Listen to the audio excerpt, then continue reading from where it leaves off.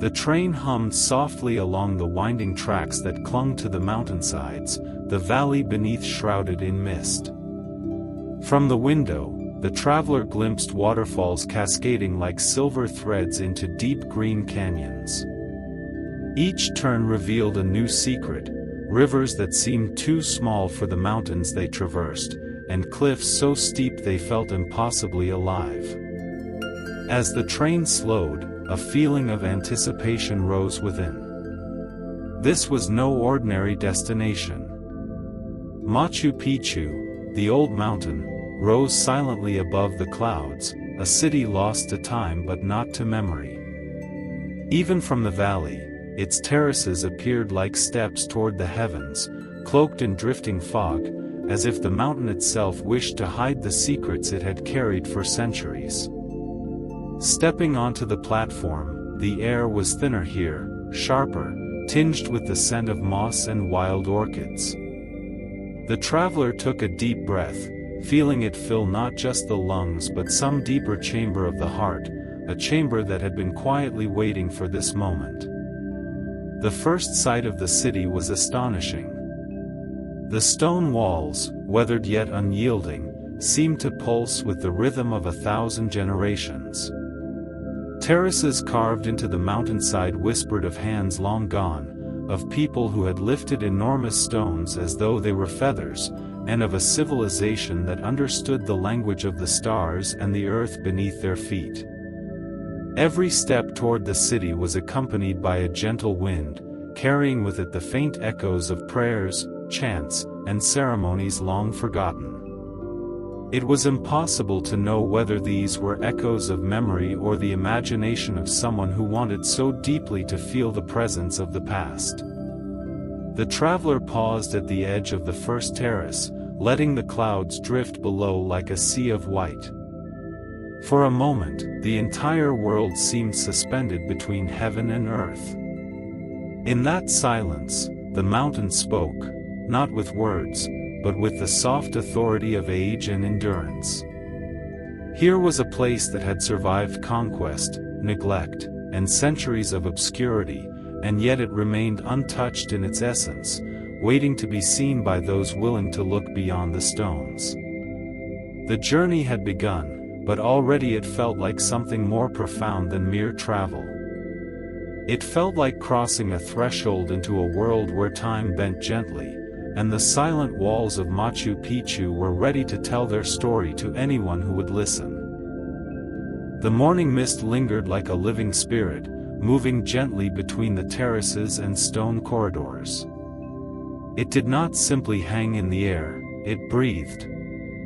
Each tendril of fog curled and uncurled around the stones as though tracing the memory of invisible footsteps.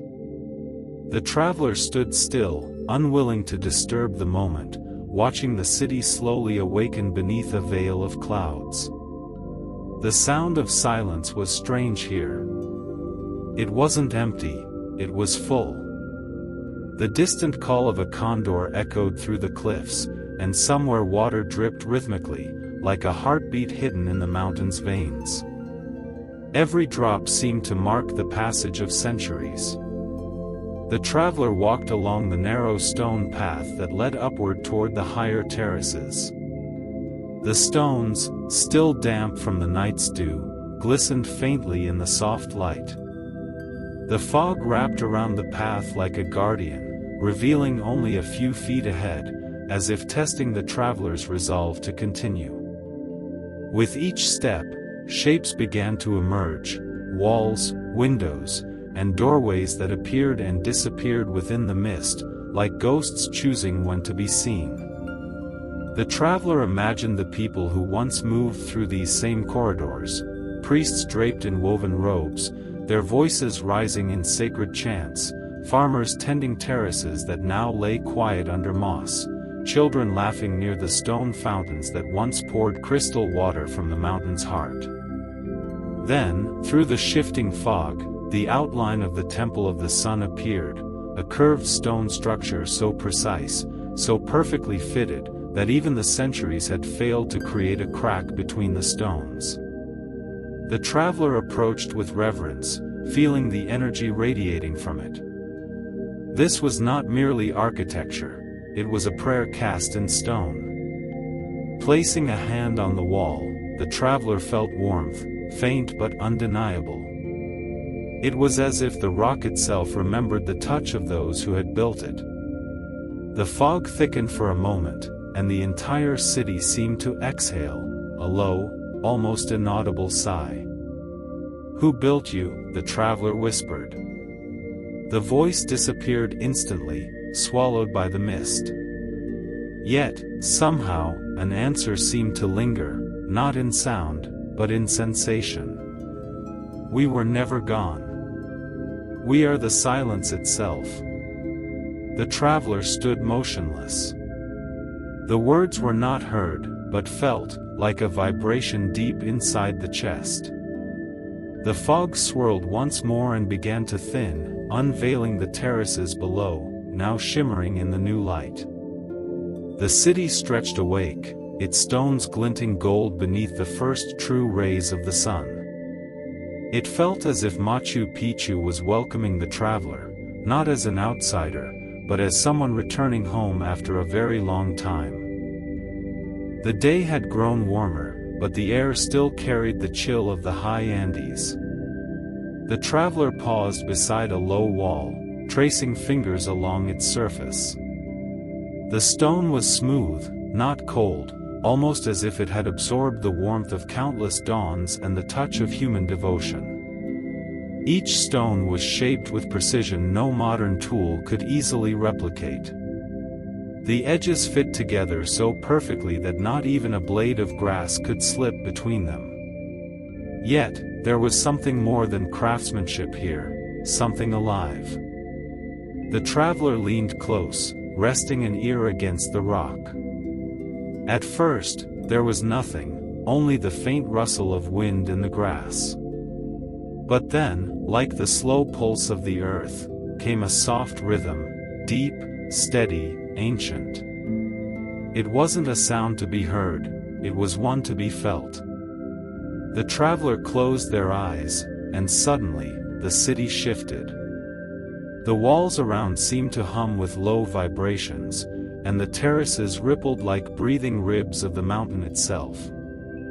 The traveler's mind filled with images, not clear visions, but sensations of presence, hands pressing stone against stone, the chant of builders calling to the mountain for strength, the laughter of a child echoing through the steps, and the slow whisper of a woman's prayer offered to the sky. When the traveler opened their eyes again, the light had changed.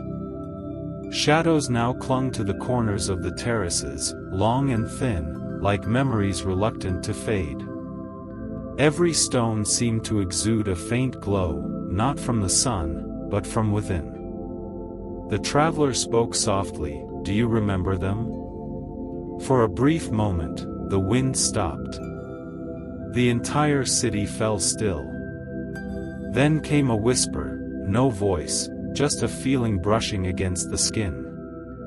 "We remember everything." The traveler took a slow breath, overcome by awe. The realization settled heavily. These stones were not merely remnants of an ancient people, they were living archives of emotion, memory, and devotion. Each block was a story, each terrace a verse, and the entire city a heartbeat frozen in eternity. The traveler continued along the stone corridor, noticing faces in the patterns of the walls, perhaps illusions of light, or perhaps the mountain revealing fragments of those who once lived here. Eyes shaped by moss and shadow seemed to follow, not with malice, but with recognition. At the edge of a narrow stairway, a condor soared overhead, its shadow gliding across the steps. The traveler looked up as it circled once, twice, and then disappeared into the blinding light. A sense of calm washed over everything. The stones beneath the traveler's feet no longer felt solid, they felt alive, quietly exhaling the breath of ages.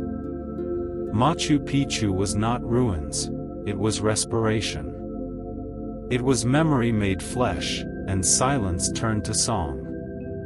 And in that moment, standing amidst its living stones, the traveler understood. Here, time did not pass. It simply listened. The afternoon light turned the mountains to gold. The sun poured softly through drifting clouds, washing over the terraces in waves of warmth. The traveler walked slowly through the narrow passageways, where every curve of stone led deeper into silence. Each step echoed faintly, a whisper of sound swallowed almost instantly by the vastness of the peaks. Yet, something strange began to happen. The echoes didn't fade. They changed. For a moment, the traveler could hear other footsteps, light, rhythmic, purposeful. Not their own. They paused. The air stood still. Somewhere beyond the terraces, faint laughter drifted, a woman's voice, low and musical. Then came the sound of sandals brushing over stone, the clatter of clay vessels, and the far-off call of a conch shell. The traveler turned sharply, heart pounding. The ruins were empty, silent. And yet, just beyond the veil of time, something was happening, something that had always been happening. The walls shimmered faintly in the sunlight. Then, for a heartbeat, the traveler saw them. Figures moved through the mist, shadowy but graceful. Women carried baskets of maize. A priest in a long woven robe stood before a circular stone, raising his hands to the sky. Children chased each other across the terraces, their laughter mingling with the wind. The city wasn't lost, it was simply hidden in time's deep breath. The traveler stepped forward carefully, afraid to disturb the vision. The scent of smoke and wildflowers filled the air, as though the mountain itself had opened its memory. The priest's chant echoed softly. Pachamama, hear our voices. May the stones remember us. Then the world shifted again. The wind blew hard, scattering the mist. The people vanished like reflections disturbed by ripples of water. Only the ruins remained. The traveler stood trembling, eyes glistening. For the first time, they felt the full weight of Machu Picchu's silence, not emptiness, but presence. Every stone was listening, every echo was a remembrance. Kneeling, the traveler placed a hand upon the steps where the visions had walked. The stone felt warm, pulsing faintly. Beneath their fingertips, they could almost feel the rhythm of countless feet that had once climbed these same stairs, the footsteps of priests, farmers, lovers, dreamers, all woven into the city's eternal heartbeat. As dusk approached, the traveler sat by the edge of the terrace, overlooking the valley. The fog began to rise again, wrapping around the ruins like a protective shroud. The echoes faded slowly, until there was only the wind, gentle, ancient, endless. The traveler whispered softly, "You are not forgotten." And the mountain answered, in its quiet way, through the rustle of leaves, the hush of the river below, and the sigh of the stones. Neither are you. By dawn, the traveler had grown accustomed to the whispers, the rustle of unseen voices through the terraces, the hum of stone, the gentle sighs that drifted through the fog like ancient memories. But this morning felt different. The silence had weight. It pressed softly upon the chest, as though the mountain itself had leaned closer to listen. The traveler stood at the highest terrace, where the air thinned and the clouds rolled beneath their feet like a white ocean. From here, the world seemed endless, rings of mountains stretching in every direction, peaks carved in solemn stillness. But there was something unsettling in their symmetry. They were not watching over Machu Picchu. They were watching it. Picchu, the great peak rising like a guardian at the city's back, loomed tall, its shadow slicing through the clouds. Its ridges resembled the contours of an immense face, eyes half closed, mouth curved in patient silence. The traveler stared for a long time, unable to look away. A sudden gust of wind swept through the terraces, carrying with it the scent of stone, moss, and rain. Somewhere far below, a hawk cried out, a thin, sharp note that seemed to echo from peak to peak. And then, the traveler heard it, a deep, low rumble that was not thunder. It was slower, steadier, almost like a voice emerging from the mountain itself. "Who speaks?" the traveler whispered. The wind quieted. The sun pushed through the mist, casting beams that stretched across the stone paths. The peaks gleamed in the light, and for a moment, their forms shifted, faces in the mountain ridges, shoulders in the cliffs, eyes in the clouds. A deep calm spread across the traveler's heart, along with a strange understanding. These were the Apis, the mountain spirits of Incan legend. The Watchers. Protectors of the sacred land. And now, they were awake. The traveler closed their eyes, feeling their presence, not as sound, but as vibration in the bones, in the breath. The Apis did not speak with words, yet their message filled the traveler's mind as clear as thought. We have seen centuries rise and fall. The hands that built this city were guided by us. The silence you walk through is our language.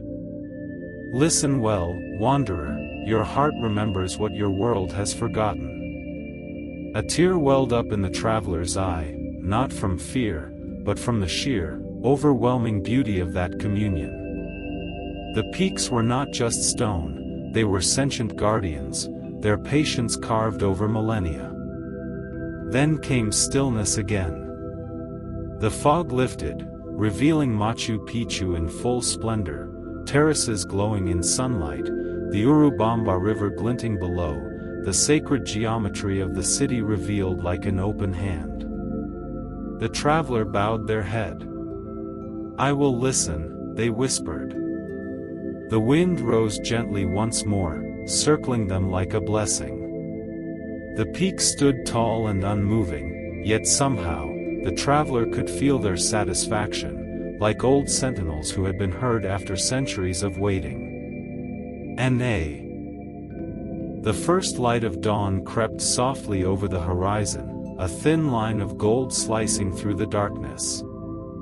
The traveler stood alone on the high terrace, where the temple of the sun faced east, its stones aligned to capture the sun's first breath.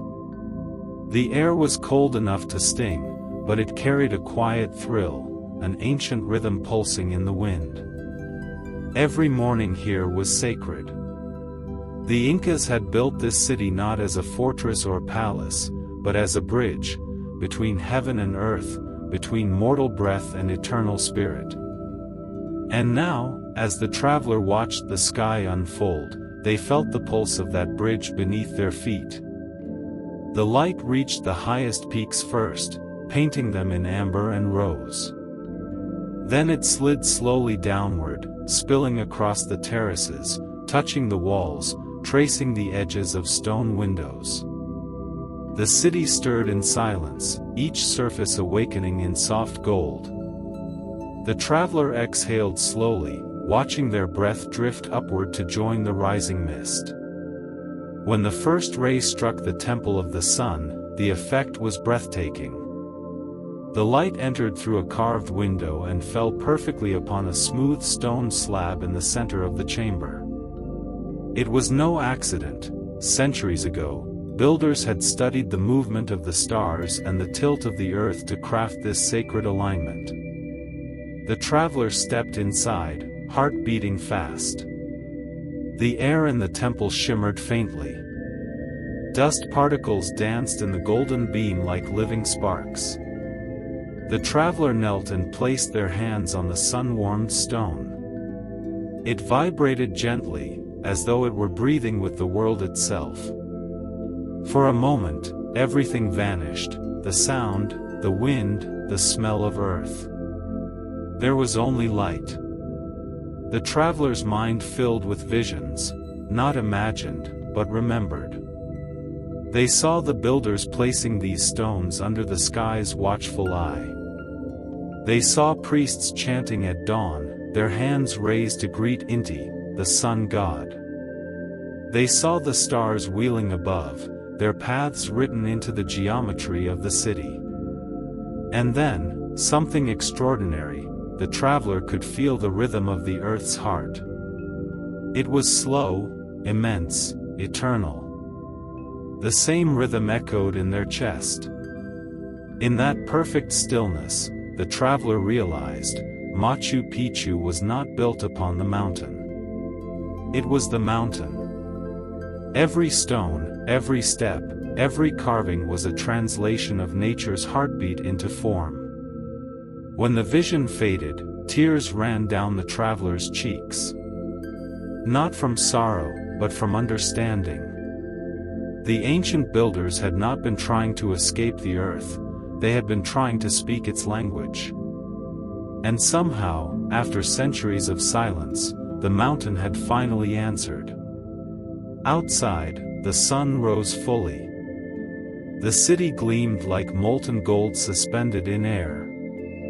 The wind moved gently through the grass, whispering as it passed. Breathe with us. You are part of the eternal rhythm. The traveler stood still, chest rising and falling with the wind. For the first time, their breath matched the mountains. And in that harmony, fragile, timeless, infinite, the world disappeared into light. Night descended not as darkness, but as a slow closing of the sky's eyelids. The last light faded behind Huayna Picchu, turning the clouds into ribbons of violet and gold before they sank into shadow. The traveler sat on a stone ledge, wrapped in a wool shawl, watching as the first stars flickered awake one by one. By day, Machu Picchu was a marvel of design and stone. By night, it became something else, an echo of the cosmos. The terraces glowed faintly beneath the moonlight, their curves mirroring the constellations above. It was said that the Incas had built their cities not upon the earth, but under the sky's reflection, as if the heavens themselves were blueprint and compass. Now the traveler understood. The silence was not emptiness. It was structure. It had shape, pattern, rhythm, like music too ancient to be heard. The air was cool and heavy with mist.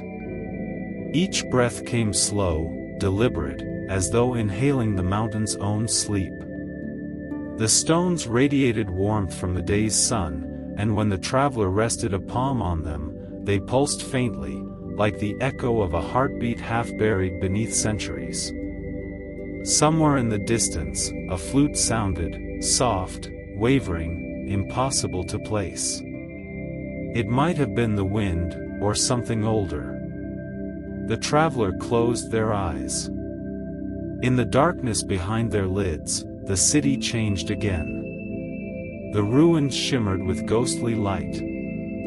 Figures moved slowly along the terraces, priests in long robes, women carrying torches, children trailing behind them. They made no sound.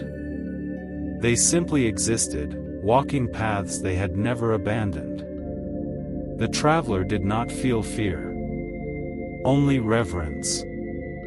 The music of the flute grew clearer now, joined by the soft beat of a drum.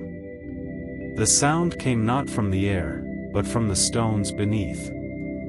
It was as if the earth itself was remembering a rhythm once sacred, now reborn. Above, the Milky Way arched like a river of silver. The stars shimmered directly above the city, their positions aligning with the shapes of the terraces below. the same patterns drawn by ancient hands, repeated endlessly in the sky. The traveler whispered into the night, "Are you awake, old ones?" A breath of wind moved across the ruins, gentle but certain. It carried the scent of wet grass, wildflowers, and cold stone. The answer came not in words, but in the hum that rose around the traveler, subtle yet encompassing. We never sleep. We are the silence between stars. The traveler opened their eyes. The visions faded, only the moonlight remained, soft upon the stones. The ruins gleamed faintly, silver against black shadow. The air was perfectly still. In that vast stillness, the traveler felt peace unlike any they had known. The city had shown them its language, light, stone, silence, and asked for nothing in return except remembrance. By the 5th year, the terraces were alive with crops, and water channels murmured like silver veins through the stonework. Each curve, each line, each gap between rocks mirrored something greater, the curve of the horizon, the tilt of the stars, the breath of the Andes. Then one day, Amaru looked upon the growing city and whispered, "It is almost awake." The others bowed their heads. They understood what he meant. Machu Picchu was not being built, it was becoming conscious. At sunset, the builders stood side by side, their shadows long upon the stone. The wind moved softly through their hair, and for a brief moment, the mountain sighed. As if to say, "I remember you already." And in that sigh, the builders felt eternal. They lay back upon the warm terrace stone, watching the sky drift slowly by.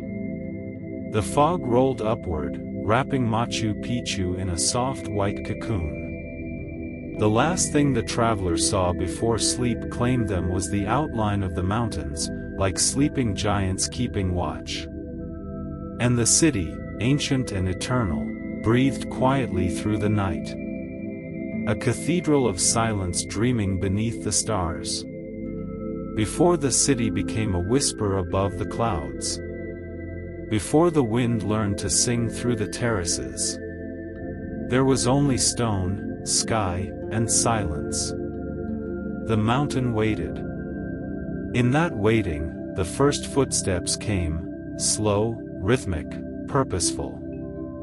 They were the footsteps of builders who spoke little, yet carried in their silence a language older than speech. They came from the sacred valley, their backs strong, their eyes wide with devotion. They were the chosen, the dream carriers, summoned by a vision that had arrived to the emperor like a sunrise within his heart. At dawn, the first hammer struck. The sound did not echo, it blended with the cry of condors. The builders paused, for they believed that when a condor flew above a worksite, the gods had accepted their offering. And so they began again, singing under their breath. Pachamama, keep the stones awake. Inti, guide our hands.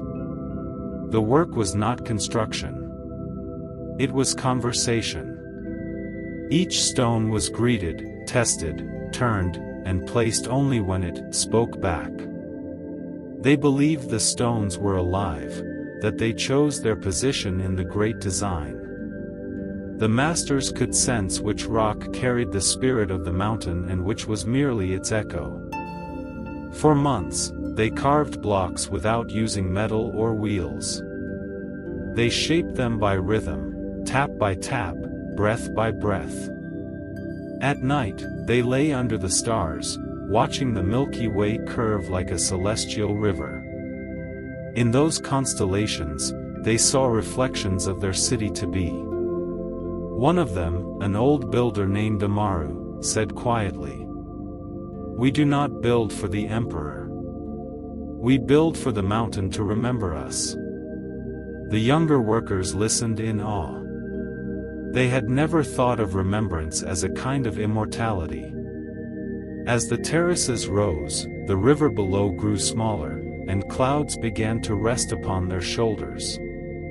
The builders learned to work in mist, to carve without seeing, to trust the rhythm of their breathing more than their sight. One evening, when the light faded to violet, Amaru placed his ear against a half-finished wall. He smiled. "It hums," he said. "It knows its place." That night, a strange stillness filled the camp. No one spoke. The stars above felt closer, as if leaning down to listen. Some swore they heard the stones breathe in unison. Others said they saw faint golden threads rise between each block, weaving an invisible tapestry that glowed for just a heartbeat. When morning came, the builders found one wall perfectly aligned with the path of the sun. None could explain how. The priests called it a blessing. Amaru called it memory.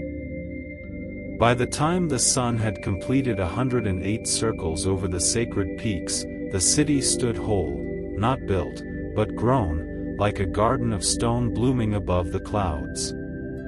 The air at dawn trembled with quiet life. Steam rose from the wet terraces, and golden light spilled across them like honey.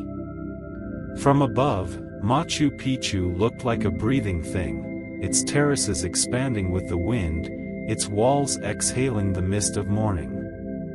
Every sound was part of a rhythm. Every breath had a purpose. Women in bright woven shawls carried baskets of maize up the narrow stairs, their laughter echoing between the walls.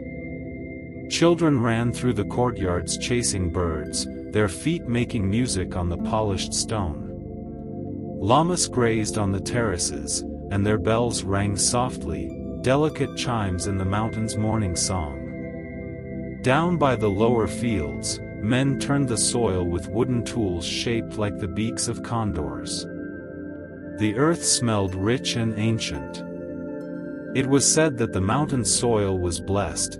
Each grain carried a spirit of the ancestors who once wandered these peaks before the city was born. At the heart of the city stood the sacred plaza, where three great temples formed a triangle. The Temple of the Sun, radiant and open to the east. The Temple of the Three Windows, where light poured like a river. And the Intihuatana Stone, the hitching post of the sun. Here, the priests of Inti gathered each morning in silence.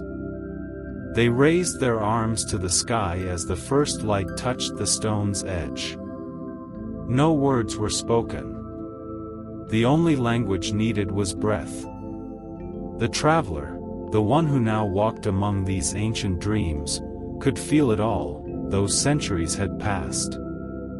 They could almost hear the chanting, the low hum of flutes carved from bone, the rustle of feathers from the dancers' cloaks. At midday, the city shimmered.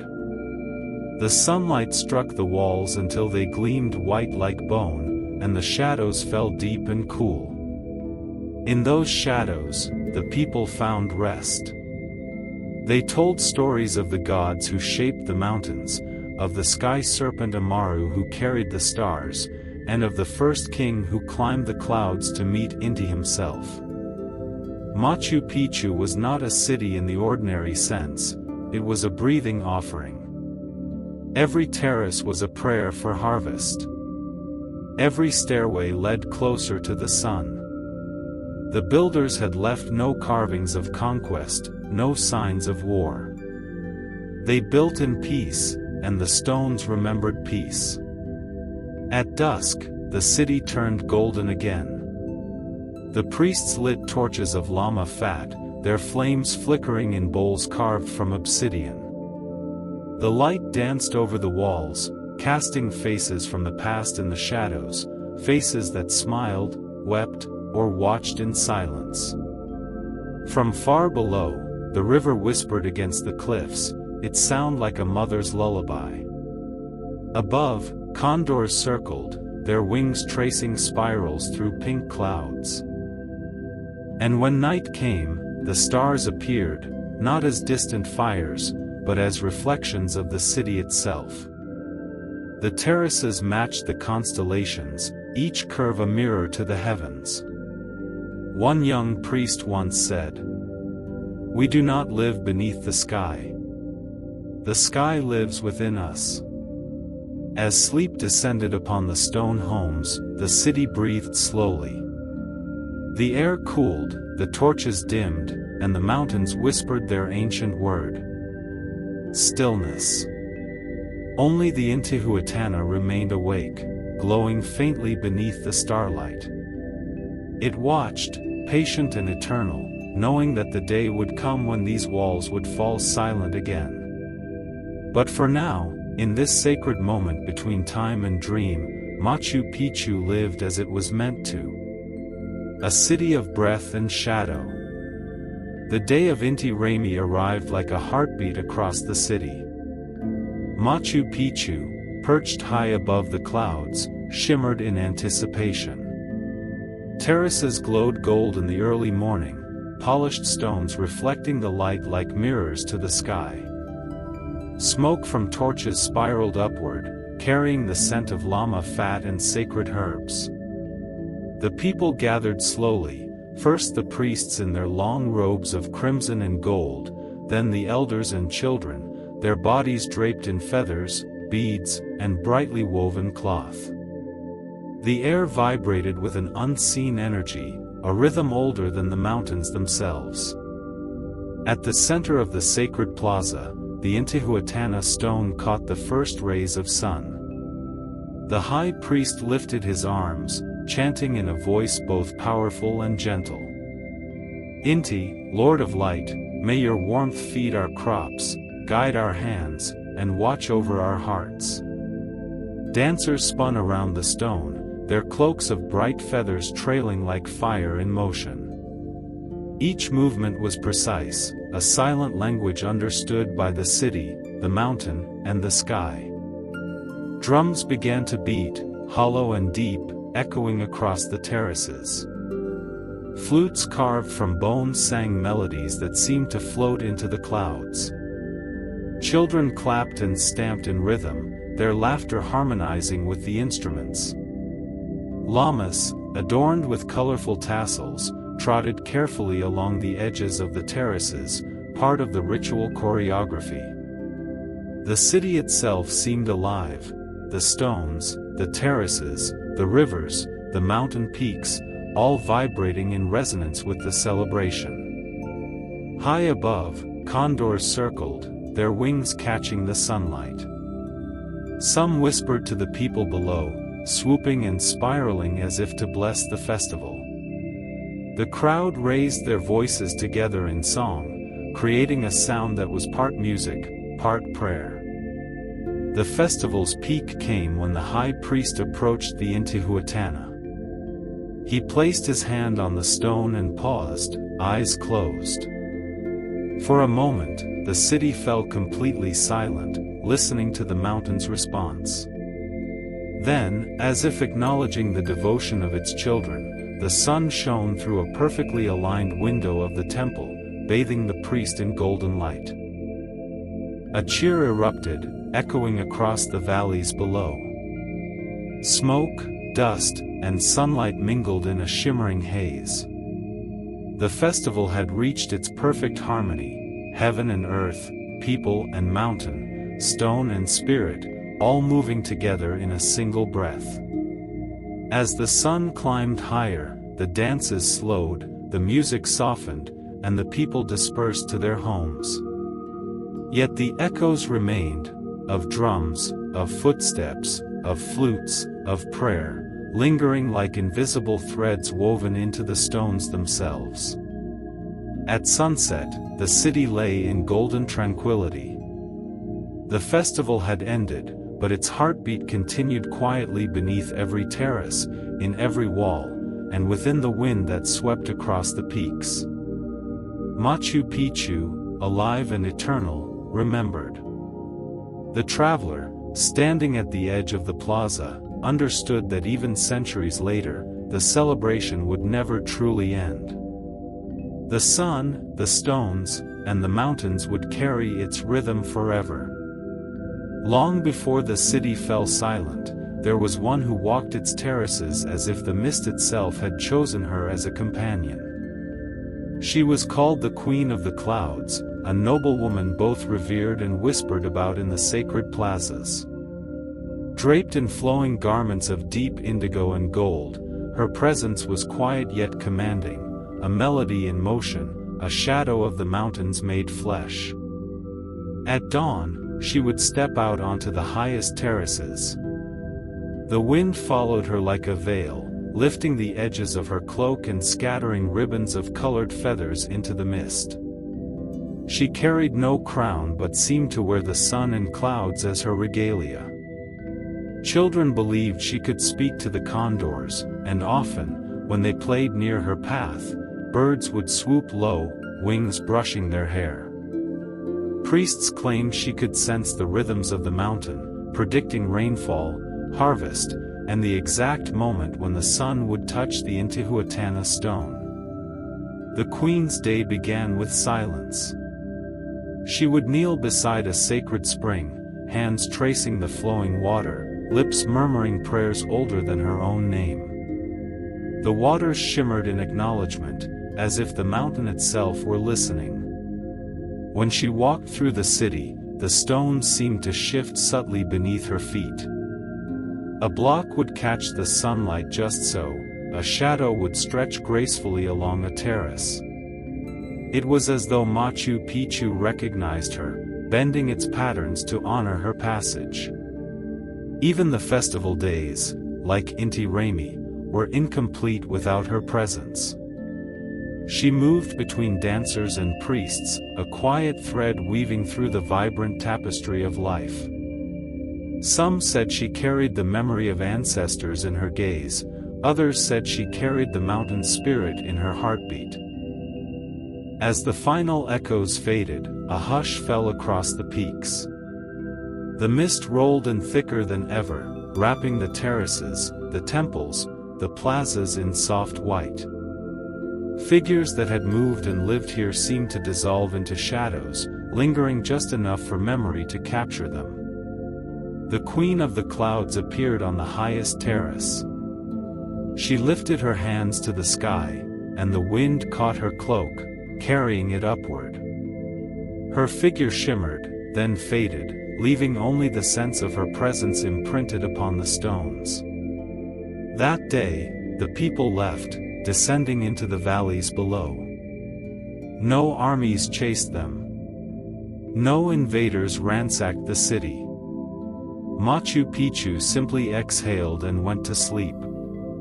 The terraces, temples, and stone walls remembered everything, the rhythm of lives, the music, the laughter, the prayers. The drums never played again.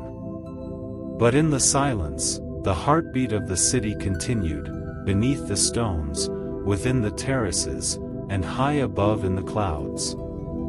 And even centuries later, a traveler walking among the ruins could still feel it. Machu Picchu had not died. It had only learned the language of eternity. Once, as the traveler watched from a high terrace, the queen raised her hands toward Huayna Picchu, the mist curling around her like clouds drawn to her command. For a heartbeat, it seemed the city itself leaned closer, listening. She smiled faintly, then turned, walking along the terrace edges, her cloak spilling into the fog like liquid midnight. At night, the queen's shadow lingered on the stone walls. It stretched across courtyards, twisted along stairways, and disappeared only when the first light returned.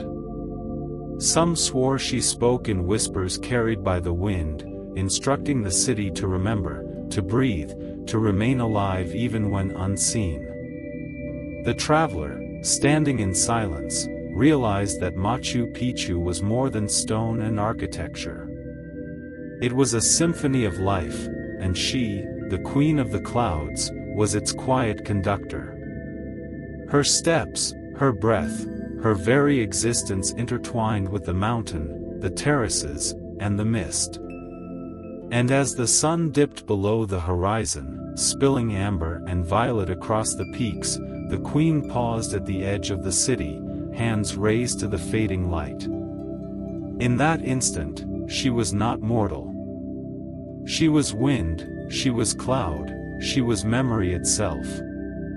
And Machu Picchu, alive, acknowledged her as its eternal soul. The city awoke one morning to a strange stillness. The wind whispered differently through the terraces, carrying scents of wet stone and distant flowers, yet the familiar rhythm of life seemed altered. The llamas grazed silently, the children paused mid-laughter, sensing something beyond sight. In the sacred plaza, the priests gathered, their robes fluttering lightly in the dawn breeze. Their chants, usually steady and resonant, faltered for a heartbeat. The Intihuatana stone glimmered, but its light seemed subdued, muted against the rising sun. A young acolyte approached the high priest, voice trembling. "Father, something feels different. The mountain is quiet." The high priest closed his eyes. He listened, as if the city itself were speaking to him through the stone, through the terraces, through the wind. And then he understood. The signs had appeared in the sky, dark clouds weaving patterns across the horizon, the condors flying slower, circling higher, carrying the echo of something unseen. The mountain itself seemed to sigh. Machu Picchu would not fall by hands of man. It would sleep. Throughout the city, the drums and flutes fell silent. The festival fire burned low, casting long shadows across the walls. Families gathered on the terraces, their faces pale but calm. There was no panic, only reverent understanding. The builder's prayers, the dancer's joy, the queen of the clouds' grace, all of it had been woven into the stones. And now, the city's turn to speak had ended. The high priest raised his arms one last time, chanting softly. "Inti, watch over us. Pachamama, hold us safe. May the city remember its children, and may we remember the city." The air smelled of rain and stone. Clouds curled like whispers around the terraces, drifting softly over the mountains as if the peaks themselves were exhaling after centuries of silence. The travelers stood at the edge of the city once more, the same place they had first arrived, yet everything felt different. The stones beneath their feet hummed faintly, not in the way the wind moves or the river flows, but in a slower, deeper rhythm, the heartbeat of a city that had lived and remembered. Years had passed since the first visit. The traveler's hair was streaked with silver, eyes lined with time, yet the awe that had gripped them then had not faded. Machu Picchu had changed. Or perhaps, they realized, they had changed. Time had polished their understanding, revealing layers invisible to the impatient eye. The terraces, the walls, the temples, all seemed to breathe. The wind lifted mist in delicate spirals, carrying with it the faint scent of maize and incense, as if the festival songs and prayers of centuries past had been trapped in the stones and now were free again. The traveler's hand brushed against the smooth edge of a terrace wall. The stone was cold, yet alive. Images flickered in their mind, builders carving blocks, children chasing each other in laughter, the queen of the clouds gliding past with wind and mist draped around her. "Welcome back," a whisper seemed to come from the stones themselves. The traveler blinked, unsure if it was memory or voice, yet the message felt true. Step by step, they wandered through the terraces. Every corner, every shadowed stairway, seemed to hum with latent life. The ruins were not empty. They were full of intention, song, devotion, and a quiet patience that stretched across centuries. They approached the Temple of the Sun, where golden light spilled across the floor in the pattern it had cast centuries before. The Intihuatana stone lay in its center, waiting. The traveler knelt beside it, placing their hands on its sun-warmed surface. A vibration ran through their palms, echoing through bones and heart alike, the pulse of the city itself. Above, Huayna Picchu loomed as always, silent, unwavering, guardian of memory and time. Clouds swirled around its shoulders, drifting lower now, part of the mountain and part of the city. The traveler closed their eyes. In the stillness, images returned, the builder's careful hands, the dancers' swirling cloaks, the priest's chants, the queen's ethereal steps, the laughter of children, the lull of llamas, the festival of fire and sun. All these layers, stacked over centuries, were alive beneath their fingers, beneath their skin, beneath their breath. A single thought crystallized in the traveler's mind: Machu Picchu was not simply a city to visit.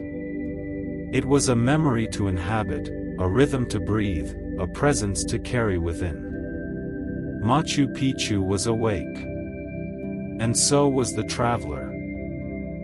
The traveler's footsteps were soft, careful, almost reverent. Every stone underfoot seemed to carry memory, vibration, and voice. At first, the whispers were subtle, a faint hum in the walls, a resonance in the terraces, as if the city were waking to greet a long-lost friend. They placed their palm against the edge of a stone stair.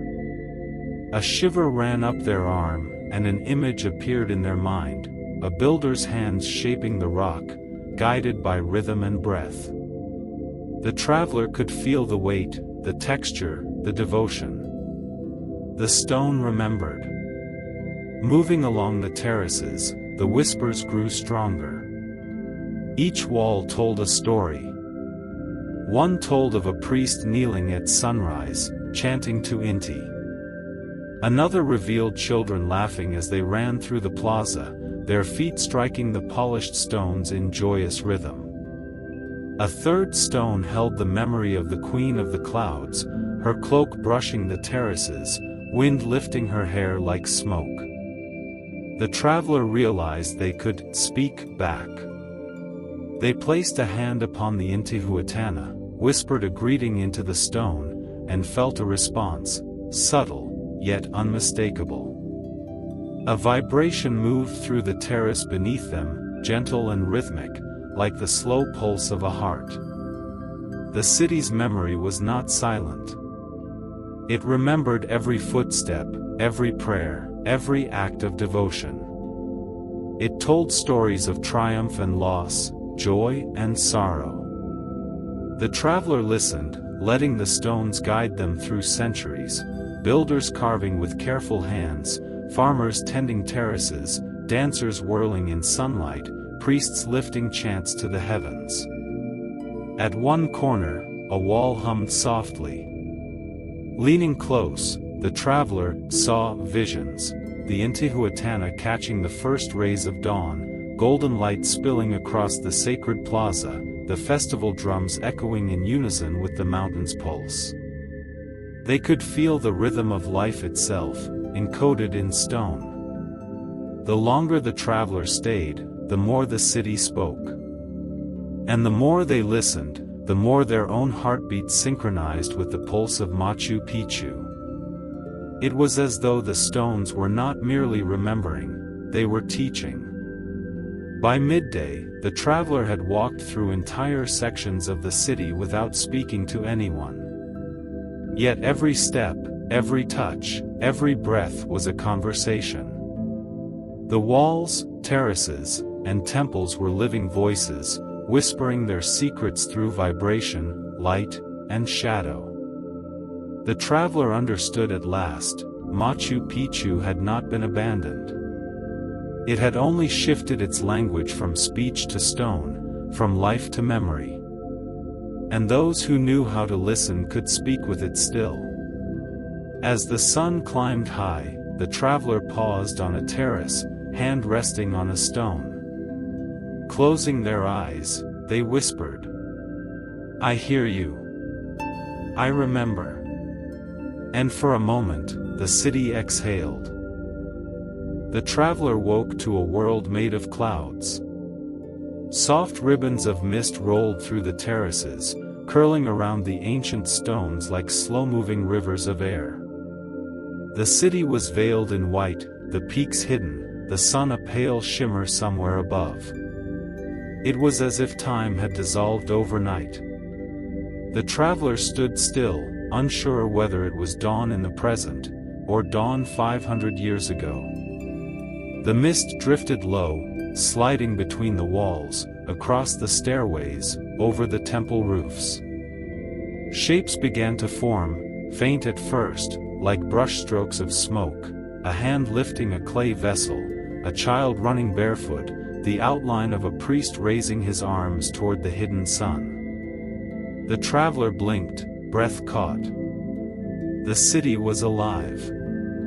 The whispers of yesterday had turned into visions. From the terrace below, laughter rose, clear and soft, as if the mountain itself had remembered a festival. Llamas grazed, their bells tinkling faintly.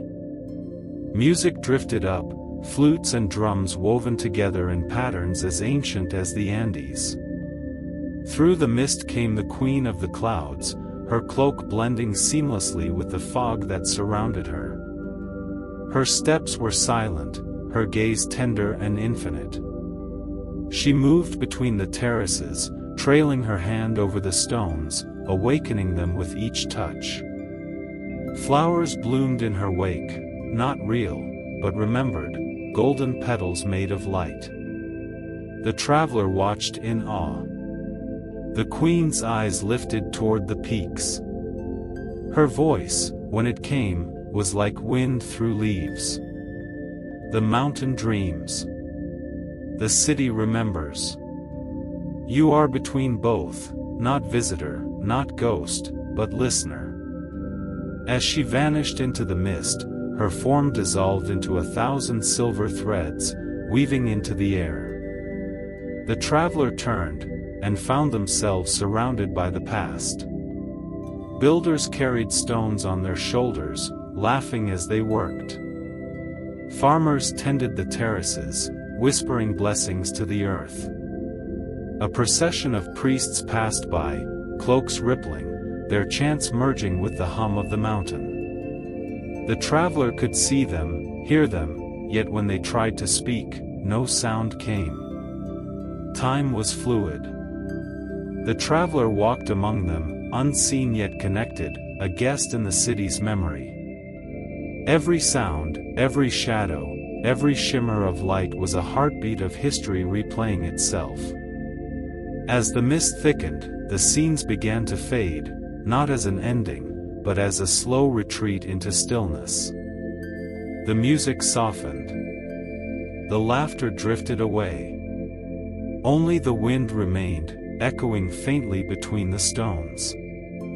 When the traveler finally stood alone again, the city was silent. The mist rose higher, thinning into sunlight.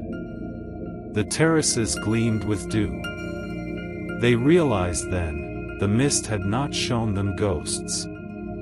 It had shown them remembrance. The mountain did not forget. The air carried stories. The stones held breath. The mist was the bridge that memory crossed to meet the living. The traveler whispered to the empty air, "I have seen you. I will carry you." The afternoon sun hung low, bathing Machu Picchu in molten gold. Shadows lengthened along the terraces, weaving dark ribbons through the stones, while the mountains stood solemn, ancient witnesses to all that had ever been. The traveler stood at the edge of the sacred plaza, their hearts still trembling with the memory of the mist. The air was utterly still. Not a sound, no birds, no wind, no voices, only the distant murmur of the Urubamba River below, like the earth's pulse. The traveler realized that silence was not the absence of sound, but the fullness of presence. They placed a hand over their chest. The rhythm of their heartbeat matched the slow, deep thrum of the city. It was as if Machu Picchu was breathing through them. The traveler walked toward the Temple of the Three Windows, where sunlight streamed in three distinct beams, illuminating motes of dust that danced like tiny spirits. As they stepped into the golden light, a faint vibration filled the air, gentle, steady, resonant. The traveler closed their eyes. And the world shifted. They could hear the heartbeat of the mountains, the sigh of the terraces, the breath of every stone. The sound was ancient yet familiar, vast yet intimate, the hum of life itself. The walls began to glow faintly, their surfaces rippling as if alive. The traveler reached out, and saw the city not as ruins, but as it had once been, full of color, song, and spirit. The walls pulsed with golden light, the terraces shimmered with green abundance.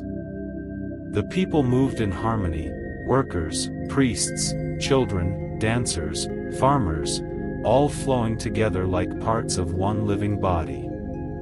And then came the voice. Not outside, not inside, but everywhere, in the stones, in the air, in the traveler's pulse.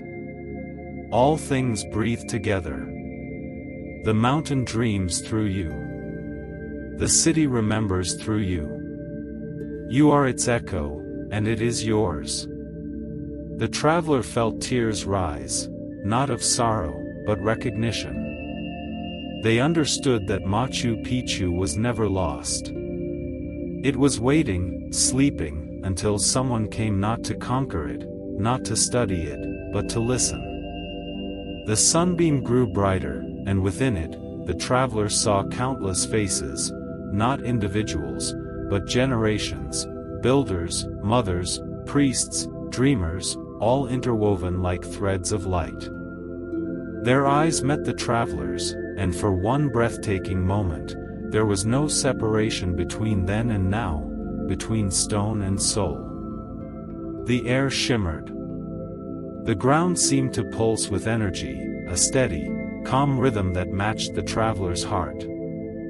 Boom, boom. Stone and spirit, heartbeat and mountain. The traveler whispered softly, "I hear you."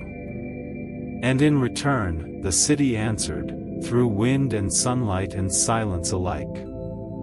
And we, too, remember you. Night descended gently over Machu Picchu. The last light of the sun slipped beyond the western ridge, painting the terraces in deep amber and violet. The mist had retreated into the valleys, and the air now held that sacred stillness that comes only after a long day of listening. The traveler sat upon a terrace stone, legs folded, eyes lifted toward the darkening sky.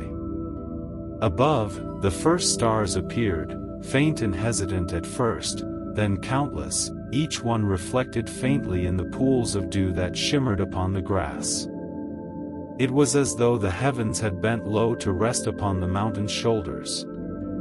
The silence was complete, yet it was not empty. It was alive. The traveler could feel the quiet pulse of the earth beneath them, the same steady rhythm they had felt in the Temple of the Sun, in the terraces, in their own heart. Somewhere far below, the river murmured softly, winding through the valley like a silver serpent in sleep. The mountains stood tall and solemn, their silhouettes sharp against the starlit sky. The traveler whispered, barely aloud, "Is this how eternity sounds?" The stones answered not with words, but with presence. A warmth lingered beneath their palms, the same warmth they had felt when touching the Intihuatana, the same ancient energy that spoke without sound. The traveler closed their eyes. In the dark, memories bloomed, the mist dancers, the priests chanting, the builders laughing, the queen of the clouds moving like breath itself. All the city's memories shimmered in the mind's eye, not as ghosts, but as light, woven into the air. They realized now that Machu Picchu had never vanished. It had only fallen into silence, the kind of silence that does not end things, but preserves them. Every wall, every stair, every stone was a page of a living book, written in the language of wind and patience. And tonight, beneath the sky's slow-turning constellations, that book was open. The traveler leaned back upon the terrace stone, staring upward. Stars poured endlessly above them, and for the first time, they felt no distance between heaven and earth. The mountains were not beneath the sky, they were part of it. The traveler was not beside the city, they were the city, breath, memory, and silence intertwined. A faint breeze brushed their cheek, carrying a whisper from nowhere and everywhere. All things rest. All things remember. The traveler smiled.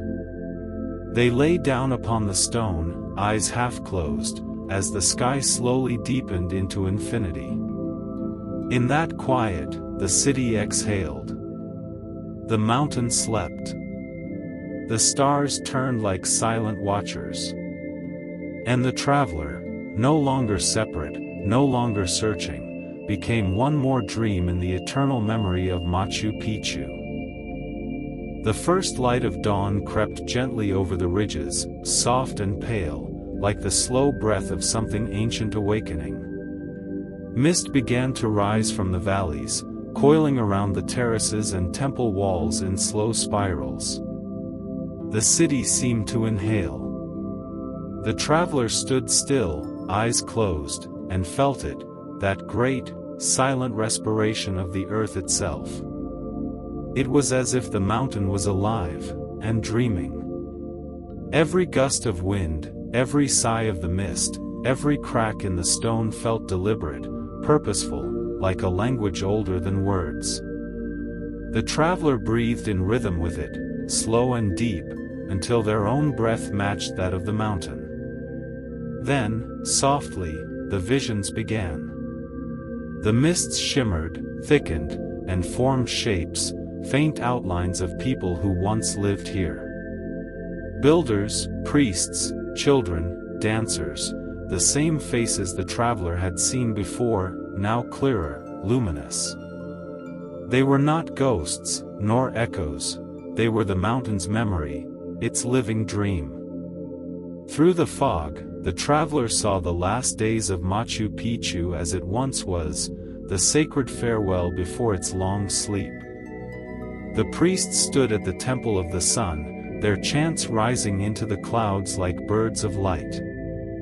The queen of the clouds descended the terraces, her cloak made of silver mist, her face serene. One by one, the torches around the temple dimmed, until only the fire of the sun remained, and then even that folded into shadow. The queen lifted her hands to the sky.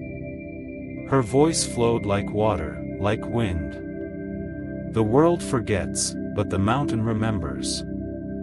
The stones will sleep, but not die.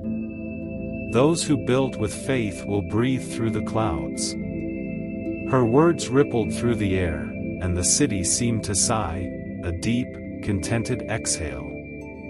The walls, the terraces, even the great stones of the temples began to shimmer, their outlines blurring, dissolving into mist. One by one, the figures faded into the air, their forms merging with the fog until nothing remained but light and silence.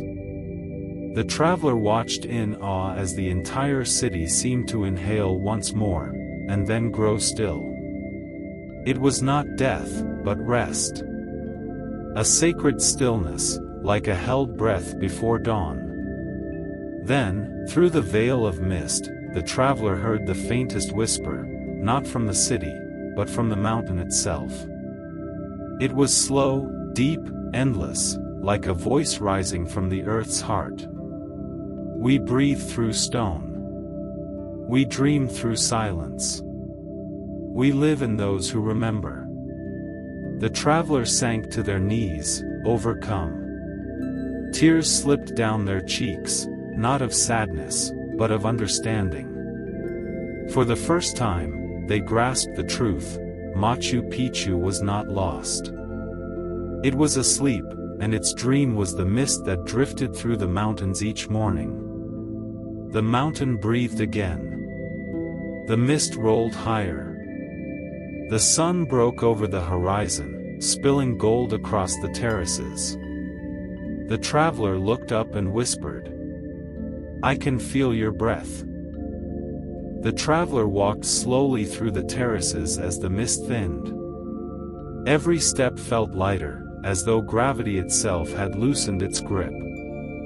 The path wound along the edge of the cliff, where clouds drifted below like a soft white sea. The air shimmered with golden dust, the scent of wet stone and morning sun mingling like incense. The city behind them glowed faintly, terraces, temples, stairways, all breathing in slow rhythm. A pulse. A whisper. A promise. The traveler paused by a low wall where a single orchid had grown through the cracks of stone. Its petals trembled in the wind. They touched it gently, and for an instant, the world blurred, the mist deepened, and the city was alive again. The queen of the clouds stood before them, radiant, her silver cloak now tinged with sunrise gold. "You have seen our dream," she said softly. "But do not mourn us. We are not gone. We became the breath of the mountain, the pulse of the wind. We became time itself." The traveler wanted to speak, but no words came, only stillness. The queen looked toward the valley, her eyes filled with both sorrow and peace. "Every dawn, when the mist rises, we awaken for a moment, not to be seen, but to remember. And those who walk with open hearts become part of that remembrance." The traveler felt warmth spreading through their chest, a gentle hum beneath their skin, as if the rhythm of the mountain had entered their heart. The queen stepped closer, placing her hand on their shoulder. "You will return below, but you will carry our silence. When you breathe, we breathe through you." Then she turned, her form dissolving into light. The terraces shimmered once more, fading into the pale fog that drifted upward like smoke. The sound of stone breathing slowed, softened, until it was only the wind again.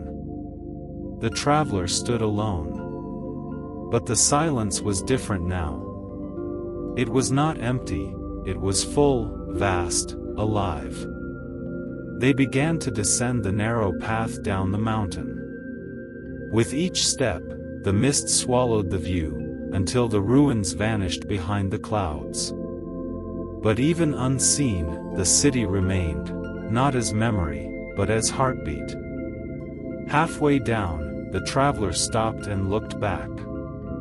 The clouds parted for just an instant, revealing the shape of Machu Picchu, floating in light, a sleeping city above the world.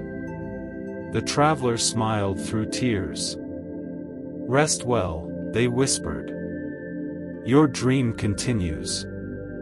And as they turned to go, the wind rose, gentle, endless, carrying their words upward. It swept across the terraces, through the empty temples, through the sacred stones that once sang. The city exhaled. The mountain breathed in. Far below, the river roared softly, carrying the sound away into eternity.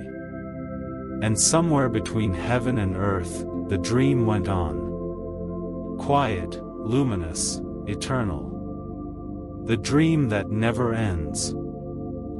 Centuries had passed since the city above the clouds had slept. Machu Picchu lay quiet, wrapped in mist, overgrown with vines, roots curling around terraces and temples like gentle hands of time. The stones, worn by wind and rain, seemed still, yet deep within them, the heartbeat of the city persisted. Below the terraces, in the earth itself, whispers traveled. Faint drumbeats echoed through hidden chambers, the soft cadence of festival songs, the prayers of priests, and the laughter of children who had once run across the plazas.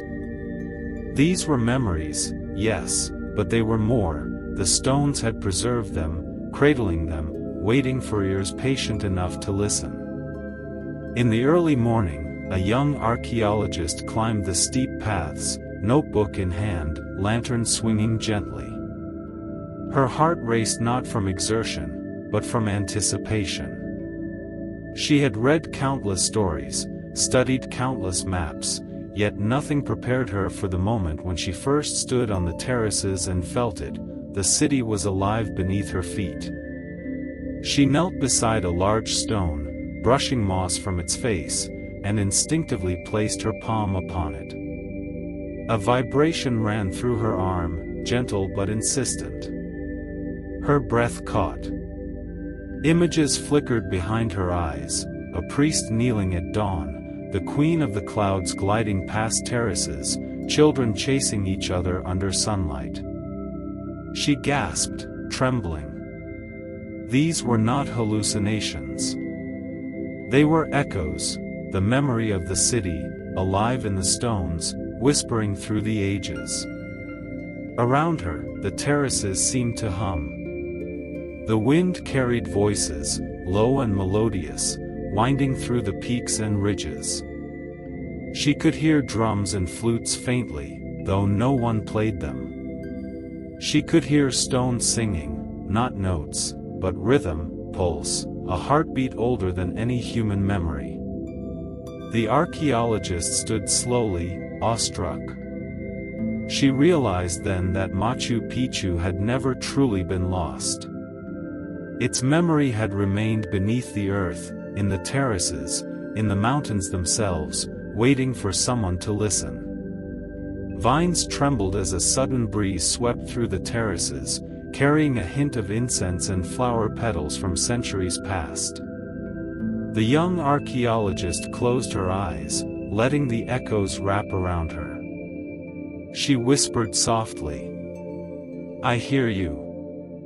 I remember." And in that quiet communion, the city answered, not with voices, but with the living pulse of stone and wind. Then you will never be alone. We remain, wherever hearts remember. The morning sun broke through the mist, painting the terraces gold. The ancient stones glimmered, as if smiling. Though the city slept above the clouds, it had already begun awakening beneath the earth, in memory, in spirit, in those who sought it with patience and reverence. Machu Picchu had breathed for centuries. And it would breathe for centuries more. The morning sun stretched across the Andes, painting peaks and valleys in gold and amber. The mist had lifted, revealing the terraces of Machu Picchu in their full, timeless glory. Though centuries had passed, the city's heart remained, faint, steady, eternal. A new generation of travelers arrived, climbing the steep paths with wonder in their eyes. Tourists, archaeologists, dreamers, they moved carefully over stone stairways, some unaware of the weight they carried, the echoes of an ancient city, sleeping and yet awake beneath their feet. Among them, one traveler paused at the edge of the terraces, closing their eyes. The stones beneath their hands hummed faintly, the terraces pulsed softly, and the air vibrated with whispers of history. It was as though Machu Picchu had waited for this moment, not for fame, not for discovery, but for remembrance. The wind carried voices from centuries past, the priests chanting at sunrise, the laughter of children, the soft steps of the Queen of the Clouds drifting across terraces, her cloak blending with morning light. No one else could hear them, yet the traveler did. The city had chosen to speak, not to everyone, but to those who listened. Sunlight spilled across the Temple of the Sun, illuminating the Intihuatana stone. Its surface gleamed, not just with gold and sun, but with memory, a connection between the mountain, the people, and time itself. The traveler placed their hand upon it, feeling the pulse of the city, the heartbeat of generations, the breath of the mountain. And then, as if the earth herself exhaled, the city seemed to awaken. The terraces, temples, and stairways shone with a quiet light. The stones themselves whispered, "We live in memory. We breathe in those who remember." The dream continues. The traveler smiled, tears glinting in the morning sun. Around them, the city and mountain were no longer separate. History, present, and eternity merged into one luminous pulse. Machu Picchu was alive, not in the past, not only in stone, but in the hearts of those who walk its paths with reverence. Birds rose from the terraces, their wings slicing through golden shafts of light. The river glimmered below like a silver thread. Mountains stretched endlessly, guardians of memory and dreams. The traveler turned to look one last time. Machu Picchu floated above the world, suspended between clouds and sun, past and present, dream and reality. Its heartbeat was steady, eternal, a song in silence. "Rest well, old city," the traveler whispered. "Your dream lives in us all." The sun climbed higher. Travelers moved along terraces, taking careful steps, eyes wide with awe. Machu Picchu's dream had returned to light, yet it remained unchanged, eternal, serene, and alive in every stone, every cloud, every breath of wind that stirred the mountains. And somewhere between heaven and earth, in stone and memory, the city whispered, "The dream never ends." Years had passed since the traveler first walked the terraces of Machu Picchu, yet the city's heartbeat continued, not just in stone or mist, but in the hearts of those who listened. Children of nearby villages ran along hidden paths, laughing as the wind carried the faint echoes of ancient chants. Elders told stories of the Queen of the Clouds, of priests who danced in sunlight, and of the terraces that rose above the clouds, carrying the prayers of generations. Every story was a thread, weaving the past into the present. A young archaeologist, inspired by tales of the ancient traveler, carefully documented her findings, not to claim the city, but to understand it. She walked barefoot along terraces, placing her hands on stones, listening to the hum beneath her fingers. It was subtle, almost imperceptible, but those who knew how to hear could feel it, the memory of builders, dancers, and children embedded in every stone.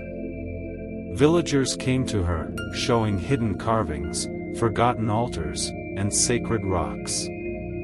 Each told her of rituals passed down through generations, small offerings to the mountain spirits, songs to the sunrise, dances that celebrated the seasons. The archaeologist realized that Machu Picchu had not only survived, it had thrived in memory. As evening fell, she climbed to the highest terrace. Mist rolled through the peaks, curling like ribbons of silver. The sun dipped behind the mountains, and the golden light bathed the ruins in a holy glow. She closed her eyes and let herself breathe in the mountain's rhythm. And then she heard it clearly, a whisper carried on the wind, not a voice, but a feeling. "We live in those who remember. We breathe through your heart, through your steps, through your care. The children nearby paused their games, looking up in wonder. The elders smiled knowingly. The archaeologist knelt, pressing her palm to a stone and smiling through tears. She understood at last. Machu Picchu had chosen its guardians. Not archaeologists alone, not tourists, not historians, but everyone who respected its memory, who carried its story, who let the mountain breathe through them. The mist thickened, wrapping the terraces and temples in a soft embrace. The city seemed alive, radiant, at peace. And in that sacred moment, the archaeologist, along with the villagers and children, became part of the city's eternal memory, its living heartbeat. Machu Picchu was awake in them, and through them, it would never be forgotten. The sun rose slowly over the Andean peaks, spilling golden light across Machu Picchu's terraces. The mist rolled gently through the ruins, soft and alive, whispering the city's memory to anyone who would listen.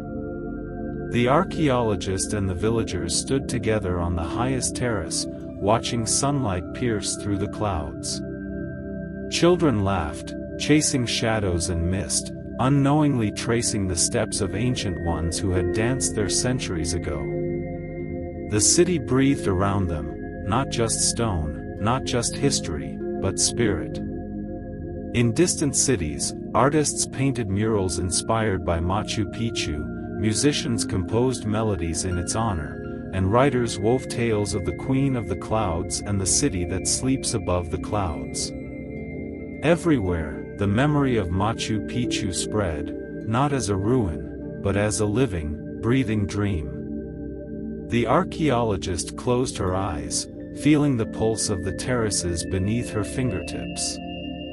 She could sense generations of builders, dancers, priests, and children, their laughter, their prayers, their music, flowing through the mountain, into the mist, into the hearts of those who carried their story forward. The wind rose, brushing against the peaks like a caress. The mountains themselves seemed to stretch, awakening ancient echoes. A faint shimmer appeared in the mist, a fleeting image of the Queen of the Clouds, her silver-gold cloak dissolving into sunlight. She raised her hand once, as if blessing all who listened. And then, the city whispered through everything. We live in memory. We breathe through those who remember. Our dream continues wherever hearts carry it. The sun climbed higher. Machu Picchu glimmered with golden light, ancient stones gleaming as though aware of the eyes upon them. Tourists, dreamers, and wanderers walked the terraces with reverence, feeling the heartbeat of a city that had never truly slept. Above, the clouds swirled gently around the peaks, carrying whispers of the past. Machu Picchu was eternal, not in monuments or photographs, but in every story told, every hand placed on stone, every moment someone paused to listen. And somewhere between mountain, mist, and memory, the dream of the city continued. Silent, radiant, and infinite. The traveler's footsteps had long faded, the Queen of the Clouds had returned to the sky, but the heartbeat remained. Machu Picchu was alive, not only in Peru, but wherever its story breathed in human hearts. The dream never ends, the wind seemed to say. And indeed, it never would. Long after the traveler's footsteps faded from the terraces of Machu Picchu, the city's heartbeat continued to ripple through the world, carried not by maps, photographs, or books, but by whispers, dreams, and imagination. In distant lands, artists awoke from vivid dreams of terraces bathed in golden sunlight, mist curling around mountains. Painters captured terraces and temples on canvas as if they had walked the stone paths themselves. Musicians composed melodies inspired by the rhythm of the city, its ancient drums echoing in modern concert halls. Writers, poets, and storytellers whispered tales of the Queen of the Clouds and the city that sleeps above the clouds, sharing them around fires, in classrooms, and on quiet mornings before the world awoke. The echoes of Machu Picchu traveled further than anyone imagined. In the silence of a library in Europe, a young scholar closed their eyes and saw terraces shimmering in the mist. In the bustling streets of an Asian city, a dancer moved unconsciously, mimicking the steps of children long vanished from the Andean peaks. Somewhere, a child in Africa traced patterns in the sand that mirrored the sacred stones of the terraces. Machu Picchu's heartbeat, the pulse of its memory, flowed like an invisible river through continents, binding generations in reverence and wonder. Its story was no longer confined to Peru, it belonged to the dreamers of the world. The traveler's tale, once solitary, became universal. The silent stones had whispered to one heart, and through that heart, the whispers spread, multiplying, growing, touching countless souls. And yet, despite this spreading influence, the city itself remained unchanged, resting in mist above the clouds, serene and eternal. Those who felt its presence understood something profound: the city did not need to be conquered, discovered, or measured. It lived in memory, in reverence, in imagination, wherever hearts chose to listen. The sun rose slowly over the Andes, illuminating Machu Picchu and sending shafts of light across valleys far below. In that light, the city's whispers became audible in the stillness, a soft, eternal rhythm of stone, wind, and memory, urging the world to remember, to dream, to feel. We live in every step taken in wonder. We breathe in every heart that listens. Our dream travels wherever love for the past endures. And somewhere, far away, someone paused in quiet reflection, unknowingly in rhythm with the heartbeat of the city above the clouds. Machu Picchu had become not only a place, but a presence, eternal, luminous, and infinite. The mountains held their silent vigil, bathed in the golden light of dawn. Machu Picchu rested above the clouds, serene and eternal, yet its spirit had spread far beyond its terraces.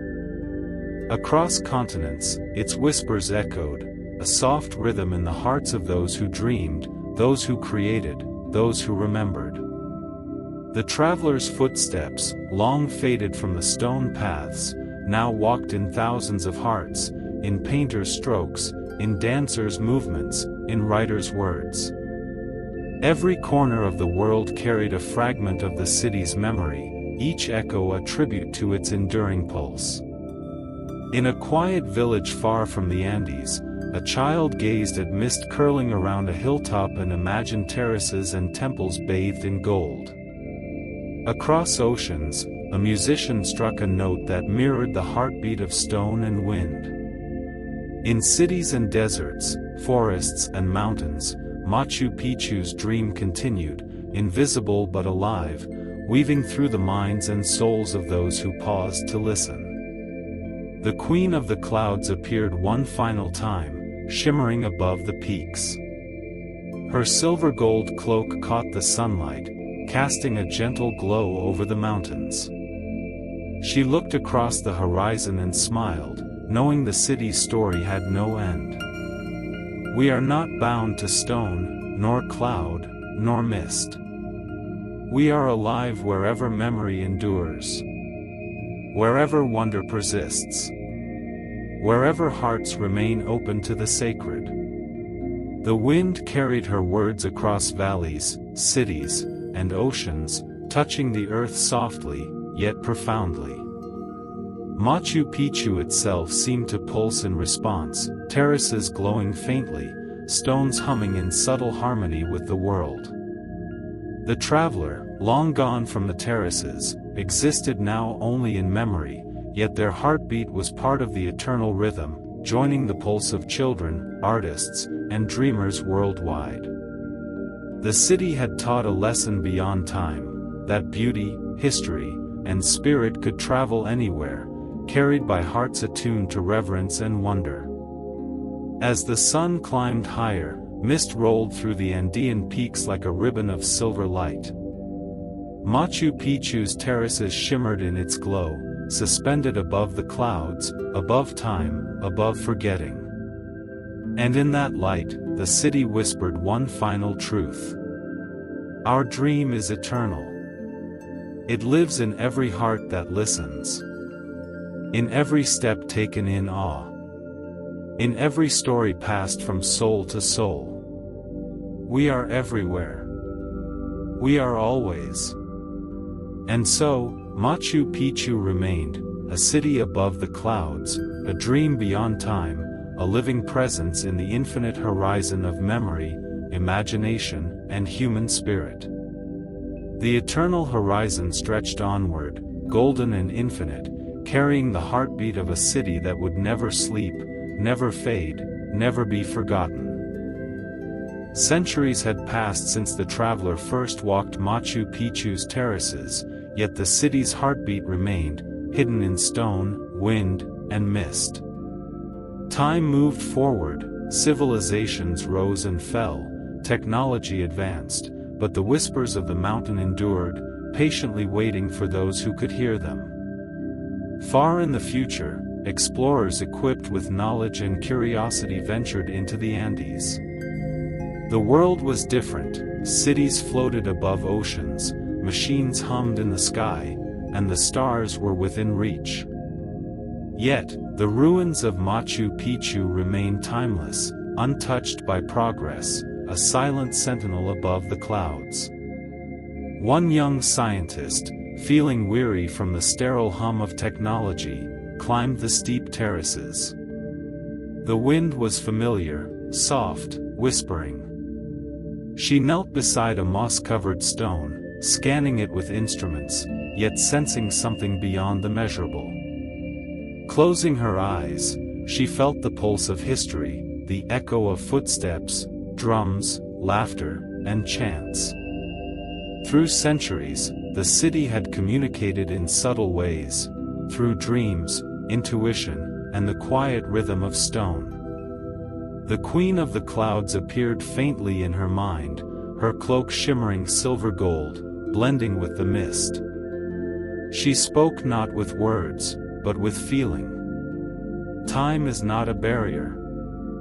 Memory, wonder, and reverence carry us across centuries. Those who listen will find us alive.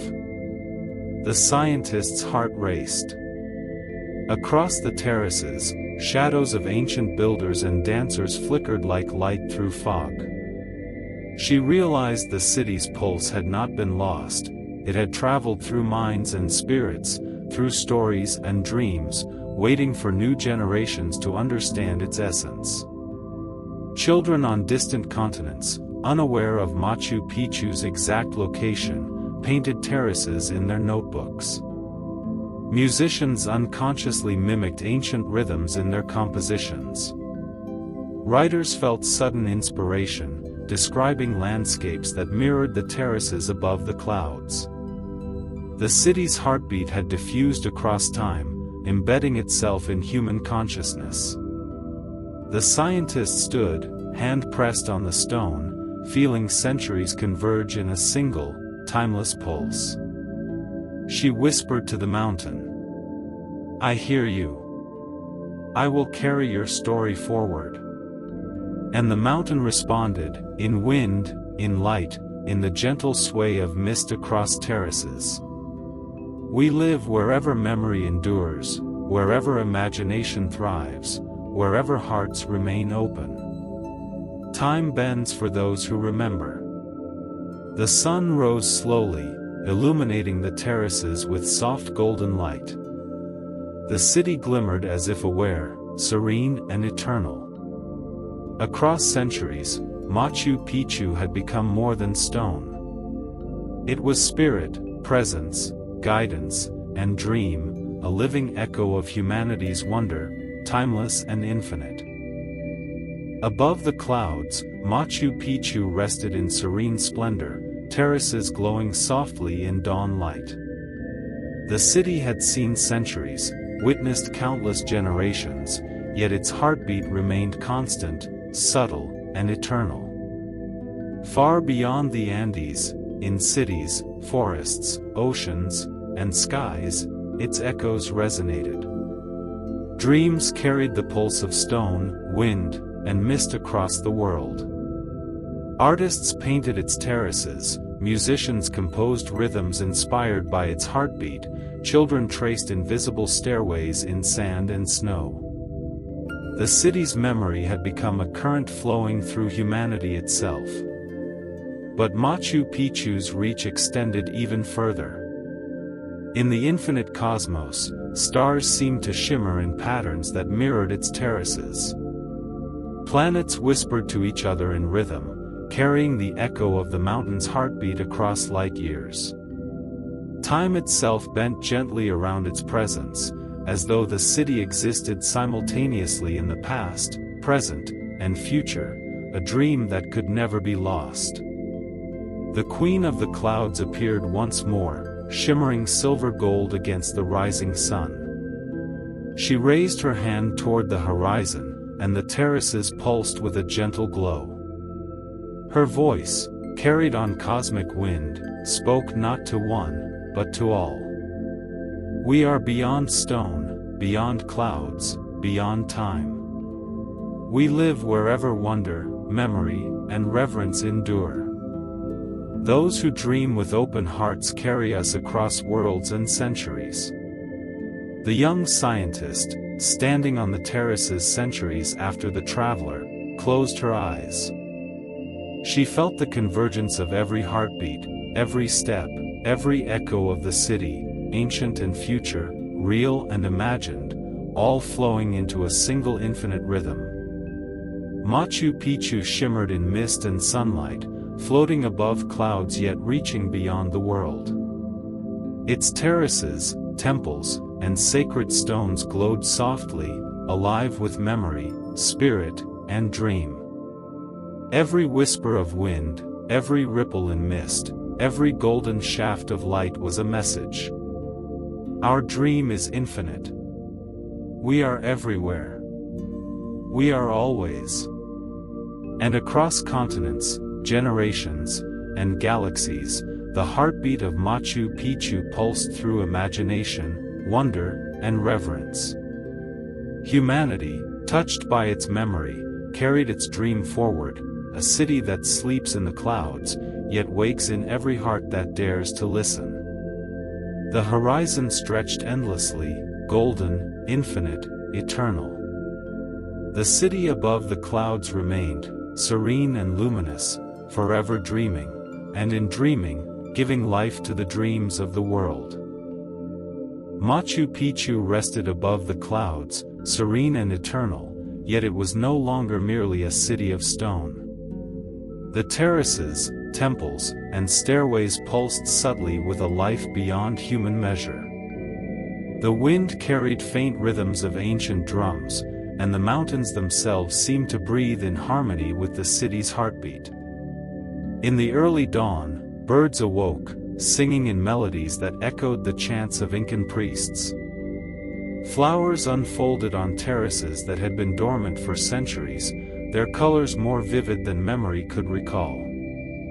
The river below gleamed with silver light, as if reflecting the pulse of the mountain itself. Visitors arriving felt it immediately. Not only the archaeologists or travelers, but children, artists, and dreamers sensed a connection, a quiet understanding that Machu Picchu was alive in a way they could not fully explain. The wind caressed their faces, carrying whispers of history, of laughter, of footsteps that had long vanished, but still resonated. A young botanist knelt on a terrace, examining a rare flower blooming where none had grown before. She felt the pulse beneath her fingertips, subtle and rhythmic, like the heartbeat of stone, mist, and memory intertwined. Closing her eyes, she felt the terraces expand, the mountains breathe, the clouds swirl, and the city hum in perfect harmony. The queen of the clouds appeared faintly in the mist, silver gold cloak glimmering in morning light. She raised her hand, and the terraces shimmered as if acknowledging life itself. A soft voice seemed to flow through the wind. We are not only memory. We are life. We live in stone, in cloud, in air, in water, and in every being that walks with reverence. Hear our breath. Feel our rhythm. Carry our legacy. The botanist opened her eyes, awed. She realized Machu Picchu was not a relic, not merely a story, it was a living presence, a guardian of harmony between humans and the natural world. Every plant, bird, and ripple in the river carried the city's heartbeat. Children ran along the terraces, laughing as they chased shadows and mist, unknowingly in rhythm with centuries of history and nature alike.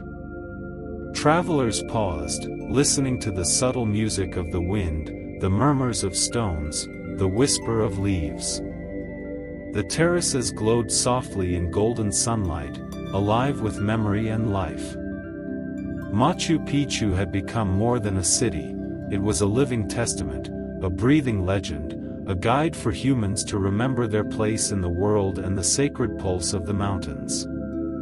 And in that gentle dawn, the city whispered, "We are life. We are memory. We are eternal. Those who feel us will carry our breath, forever." Machu Picchu rose above the clouds, bathed in the soft glow of dawn, terraces shimmering with golden light. Mist curled gently around the peaks, carrying whispers from centuries past. But now, the city's pulse extended far beyond its stones. It flowed through the mountains, rivers, forests, and skies, blending with life itself. Travelers, artists, and children who wandered its terraces felt it immediately. The air vibrated with the quiet rhythm of stone and wind, the heartbeat of clouds and rivers, of trees and flowers. Every living being within its embrace became part of its memory, part of its song. The queen of the clouds appeared once more, her silver gold cloak dissolving into sunlight. She raised her hand, and the terraces shimmered as though alive, echoing in harmony with the forests, streams, and creatures below. A whisper rose in the wind. We are legend. We are life. Those who honor us carry our song. We awaken in every heart that remembers. In every hand that nurtures. In every soul that dreams. Birds took flight in arcs over terraces, singing melodies that echoed ancient chants. Flowers swayed in rhythm to invisible footsteps of children from centuries past. Travelers paused, breathless, sensing a connection that went beyond history or knowledge, a bond between humanity and the sacred pulse of the mountains. Artists painted visions of terraces glowing with life, writers wrote tales that merged myth and memory, and musicians composed melodies that mirrored the city's heartbeat. Machu Picchu's story was no longer bound to Peru. It had become a living legend, breathing in minds, hearts, and the natural world. The terraces glimmered as golden sunlight spilled across them. Clouds swirled in delicate dances, carrying the song of stones and trees across the Andes and beyond. And everywhere, a single message echoed through wind, water, leaf, and stone. We are eternal. We are alive. We are the breath of mountains, the pulse of life, the dream of humanity. Remember us, and we will awaken in you. In that sacred moment, Machu Picchu was no longer a city of the past. It was a living, breathing legend, eternal, luminous, and in harmony with the world. The mountains held their silence, the terraces glowed, and the wind whispered through mist and stone. The legend of Machu Picchu had awakened, a timeless guide for humanity to dream, honor, and live in harmony with the earth. Machu Picchu rested above the clouds, timeless, serene, and radiant, yet its presence was no longer confined to the Andes. Its heartbeat traveled across oceans, mountains, and valleys, carried by whispers, dreams, and imagination. In faraway lands, children awoke from dreams of terraces and temples, sunlight spilling over stone steps that had never existed in their towns. Artists painted visions of mountains wrapped in mist. Musicians composed melodies that seemed to carry the heartbeat of the city itself. Writers wove tales blending myth, history, and imagination, sharing them across continents and centuries. But now, the legend reached beyond Earth. Explorers of distant planets, dreamers navigating the cosmos, and civilizations among the stars felt the echo of Machu Picchu's pulse. Its rhythm was subtle, a gentle hum woven into the fabric of reality, teaching life to remember harmony, wonder, and reverence. The Queen of the Clouds appeared one final time, radiant and ethereal, her silver-gold cloak shimmering with the light of countless suns. She raised her hand, and the terraces glowed as though lit from within. Across the cosmos, the city's presence was felt, a pulse in every planet, a whisper in every wind, a light in every horizon. We are beyond stone, beyond mountain, beyond time. We live wherever hearts dream, wherever life honors memory. Wherever imagination carries wonder. Our spirit is everywhere. Our dream is infinite. On Earth, children laughed along the terraces, travelers paused in awe, and artists and scientists alike felt a unity that transcended space and era. Above, the mountains shimmered through clouds, and stars sparkled as if echoing the terrace's golden glow. Machu Picchu had become more than a city. It was a living dream, a cosmic rhythm, a universal pulse. Its heartbeat connected hearts, life, imagination, and spirit across all worlds. Every step, every story, every dream was a part of it, and through this, it remained eternal. The wind carried its whispers, subtle but infinite, as if the universe itself listened. Dream with us. Remember us. Honor the pulse of life, and we will awaken in you. We are eternal. We are everywhere. We are the heartbeat of wonder itself. And so, Machu Picchu's dream stretched across worlds, infinite, luminous, and alive, a timeless reminder that some cities do not merely exist, they live in every heart that dares to dream.